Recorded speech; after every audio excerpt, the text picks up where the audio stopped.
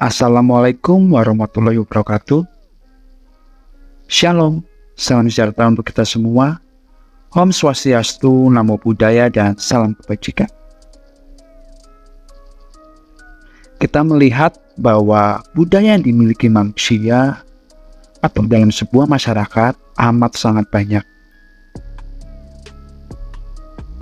Kok bisa sih? Iya, bisa, karena manusia itu sendiri yang menciptakan budaya. Nah, kita akan mempelajari mengenai manusia makhluk budaya pada slide berikutnya. Baik, selamat datang di Coin the Volley, pojok pergilaan.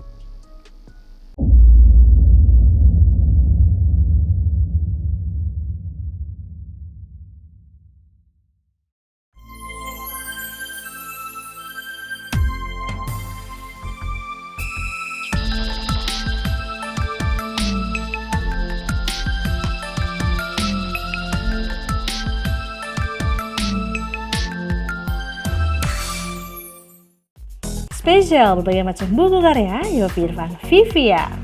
Dengan buku pertama yaitu Sumia Handbook.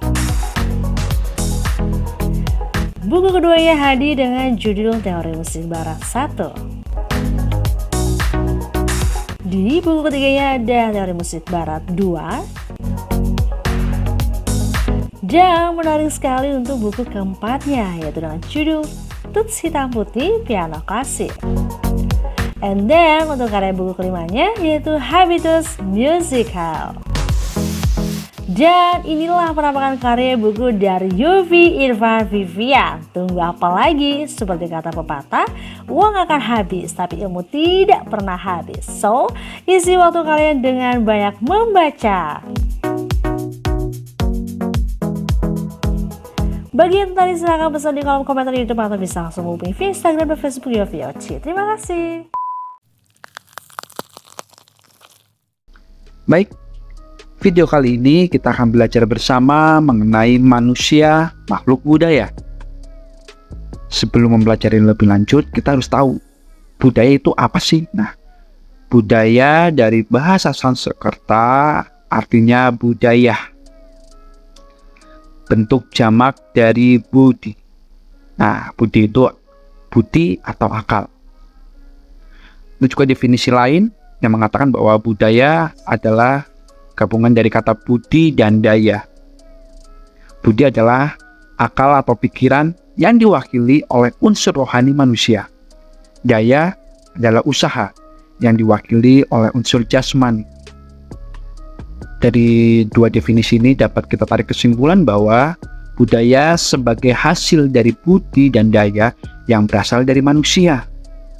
Nah, definisi lain dari budaya adalah dari bahasa Inggris, yaitu culture, yang artinya dari bahasa Latin. Awal mulai dari bahasa Latin yaitu colere, yang artinya adalah mengolah atau mengerjakan. Lalu dari bahasa Belanda, ada culture atau kultur, yang artinya adalah mengolah tanah atau usaha bertani. Jadi dapat disimpulkan bahwa budaya erat kaitannya dengan kemampuan manusia dalam mengolah alam atau mengelola sumber kehidupan seperti pertanian. Nah, definisi budaya dari beberapa para ahli, ya banyak sih dari antropolog yang mendefinisikan budaya. Tapi saya ambil beberapa saja. Yang pertama dari Kunchononingrat, yaitu Bapak Antropologi Indonesia. Beliau mengemukakan bahwa kebudayaan adalah keseluruhan gagasan dan karya manusia yang harus dibiasakan dengan belajar beserta hasil budi pekertinya. Yang kedua dari Salosumarjan dan Sulaiman mengemukakan kebudayaan adalah hasil karya rasa dan cipta dari masyarakat. Ketiga dari Herkovits menjelaskan bahwa kebudayaan adalah sebagai suatu yang turun-temurun dari satu generasi ke generasi lainnya sehingga terus hidup secara berkesinambungan. Ini menurut Honigman, 3 wujud kebudayaan. Pertama, gagasan. Berupa kumpulan ide, gagasan, nilai, norma, kumpulan peraturan yang abstrak. Tidak bisa diraba, dilihat, ditawang, enggak seperti itu. Gagasan itu hanya ada di kepala. Aktivitas dapat dilihat dari hasil tindakan dari masyarakat. Sistem sosial berasal interaksi sosial dan aktivitas masyarakat.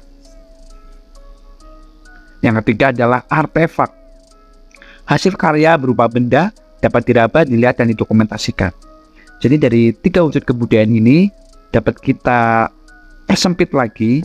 Gagasan itu ada di kepala, aktivitas di tangan, kaki, dan seluruh badan. Artefak itu hasil dari aktivitas. Nah, jadi 3 wujud kebudayaan itu ada 3.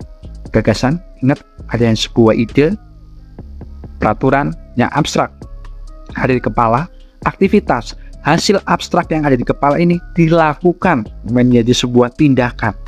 Nah, artefak, hasil dari tindakan, yaitu bisa berupa benda atau hasil karya, seperti itu. Lalu, ada 7 unsur kebudayaan menurut Kunchoro-Ningrat. Yang pertama adalah bahasa. Ya, manusia menciptakan bahasa. Bahkan satu suku aja bisa bahasanya beda-beda. Saya punya teman di Papua, dia mengatakan bahwa kami orang Papua mempunyai banyak sekali bahasa. Bahkan satu desa pun bahasanya bisa beda-beda gitu. Tapi yang menyatukan apa? Bahasa Indonesia. Kedua, sisi pengetahuan. Ya, kita bisa melihat bahwa sistem pengetahuan nanti korelasinya ada di sistem kemasyarakatan organisasi dan juga di teknologi peralatan hidup. Misalnya orang-orang yang ada di tepi pantai, mereka memiliki pengetahuan bahwa ingin memiliki kehidupan yang lebih layak atau mendapatkan ikan, mereka harus membuat jaring atau alat pancing untuk mencari ikan. Di dalam organisasi sosial, mereka pasti mungkin ada kepala suku atau ketua adat, ada bawahan-bawahannya, seperti itu. Lalu berikutnya ada sistem mata pencarian. Nah, tadi korelasinya dengan sistem pengetahuan dan peralatan hidup. Misalnya orang yang ada di dataran gurun pasir, mereka tidak mungkin membuat jaring untuk menangkap ikan atau alat pancing untuk menangkap ikan, dan mereka membuat busur, panah untuk mencari hewan-hewan. Jadi, sistem mata pencarian, peralatan hidup, dan pengetahuan itu ada kaitannya erat. Kelima, itu sistem religi, kepercayaan. Ketujuh adalah kesenian. Nah, dari ketujuh unsur budaya ini, siapa yang menciptakan? Ya, manusia. Manusia menciptakan kebudayaan yang terdapat pada ketujuh unsur ini. Karena apa? Manusia adalah makhluk budaya. Manusia yang menciptakan budaya. Dan manusia yang melakukan budaya itu. Ada hubungan timbal balik. Manusia menciptakan budaya. Budaya itu adalah membatasi atau memberikan arahan kepada manusia untuk bertindak atau melakukan segala sesuatu dalam aktivitasnya. Jadi ketika dikatakan manusia makhluk budaya, ya karena apa? Di setiap perilaku manusia, di setiap aktivitas manusia dalam masyarakat, itu ada unsur-unsur budaya yang dilakukan dan yang harus dipatuhi. Oleh siapa? Oleh masyarakat sendiri. Kalau budaya adalah ciptaan manusia, mengapa manusia harus mengikuti budaya itu? Karena budaya, ingat, adalah segala sesuatu yang dipelajari dan diwariskan secara turun-temurun. Agar apa? Agar kehidupan manusia menjadi lebih baik.